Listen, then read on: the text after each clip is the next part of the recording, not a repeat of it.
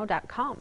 Well, let's bring meteorologist Amber Wheeler in here now. Amber, every time I see the radar of that thing, I just am in awe of the size of it. It is huge, and you know, even though we've gotten downgraded to a Category 2, the wind field has expanded. Now, I want to show you the water vapor imagery here because this shows you where the dry air is and where the moisture is. So a couple of things have been the culprit behind the de-intensifying of this hurricane, and that's the drier air. This is the orange there that's been pulled into Florence, also the wind shear. Now, a hurricane really needs its own wind field here. It kind of needs calm air around it so it can be the disturbance. When you have other stronger wind fields coming in, it kind of breaks it apart. Now, we've been watching cameras on the coast. I want to show you this live look out of Emerald Isle. The wave heights right now there are about 10 to 12 feet. They're expected to get as high as 15 feet. The storm surge over 13 feet. The storm surge, of course, being that big rush of water onto the coast there, and could get as far as half a mile inland. And to give you an idea just how tall those waves are, again, I was telling you 10 to 12 right now.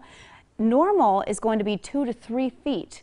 When you're out in the ocean and you're out playing and the waves come up, you know, think about just 10 to 15 feet. That's unimaginable to be out in that water and not something that you can survive. Here's the wind field.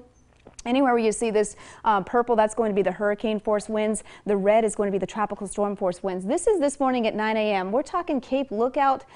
These areas, the Outer Banks, seeing the tropical storm force winds this morning. The winds at Emerald Isle, they're around 20 to 30 miles per hour right now. But this is going to continue pushing through. This is later on today. Hurricane force winds making their way to the Outer Banks. Now, once this eye gets onto land, and right now it's expected later on tonight and into early tomorrow morning, we'll see a weakening of the winds and then a resurgence of those winds once that eye makes its way on. But they're mostly going to be around 50 to 60 miles per hour. That's still very damaging. And you can see here still continued hurricane force winds battering the coast for quite a bit. We're talking over 24 hours. And then not to mention just the rain with this system. Anywhere where you see this white here, that's going to be the chance of over 30 inches of rain. Quite a bit of an impact here from this storm. Coming up, I'll have our forecast. I'll tell you about the rain we've seen, and we talk about the weekend forecast. We've got a spike in temperatures.